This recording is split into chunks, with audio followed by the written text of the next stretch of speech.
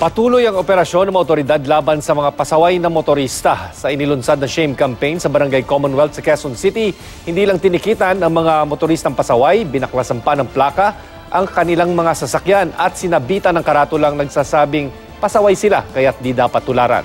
May report si Cesar Apolinario. Napansin sa monitoring sa CCTV kaninang umaga ang pagsisikip ng daloy ng trapiko sa kaba ng Litex Avenue, Barangay Commonwealth, Quezon City. Dapat kayo lahat! Silita ng mga otoridad ang mga jeep na naging dahilan. 4 na lane na kasi ang sinakop ng mga pampasayarong jeep. Ginawa ng terminal ang kalsada. Sa takot na matatakan at matikitan, kanya-kanyang pulasan ng mga driver. Baka natin ang plaka o illegal parking. Pati mga tricycle driver na illegal ding nakaparada, hinuli at saka pinaskelan ng pasaway ako. Nagparking sa bawal, huwag tularan.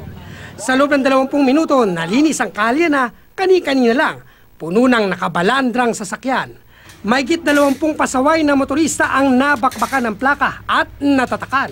Karamihan sa kanila, di pa tinubos sa barangay ang kanilang plaka. Kailangan natin gawin yung gano'n na lalagyan natin ng placard na mga pasaway para makita nila na talagang ang barangay seryoso sa pagpapatupad ng mga ganyan. Mula nung Biyernes hanggang weekend, mahigit 100 pasaway na motorista ang nasampulan ng shame campaign na proyekto ng barangay.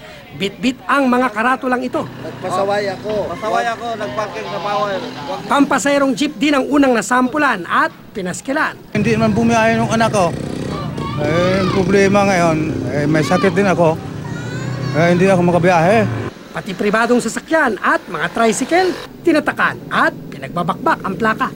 Bukod sa nag-iikot na barangay traffic enforcer, tadtad din ang CCTV camera na nakatutok sa mga lugar na madalas maraming nahuhuling lumalabag sa batas trapiko. Pero di lang daw ordinaryong araw mag-iigpit dahil sa mahal na araw, tuloy ang operasyon ng barangay kontra pasaway na motorista. Tuloy-tuloy po ang operasyon laban po sa mga lumalabag sa batas trapiko. Sa Mother Ignacia Avenue at sa Scout area, pinaghahatak naman ng MMDA ang mga nakaparadang tricycle. Di pinatawad pati mga pribadong sasakyan na lumampas na raw sa bangketa, gaya ng SUV na ito. Bawal ba dito? Hindi, bawal ba dito? Tanungin ko, bawal ba dito? Bakit nilinyahan nyo to? Bakit nilinyahan nyo to? Dami-dami itong pwede nyo yatakin, yung itong nakaparada, yun yung kukunin nyo. Hindi, tatanungin ko, bawal ba dito? Sagutin mo muna ako. Bangketa na po tayo, excess na po tayo, sir. Ba't nagulit kayo? Galit na galit ang may-ari. Bakit dyan sa likod ng barangay namin, mismong daan, pinaparadaan, hindi nyo mahila? Hindi po. Bakit ito pinipili nyo? Sir, hindi po kami namimili. Nakikita nyo naman po, tricycle, sasakyan, truck, inaano ho namin. Just that, nandito lang po kami nauna.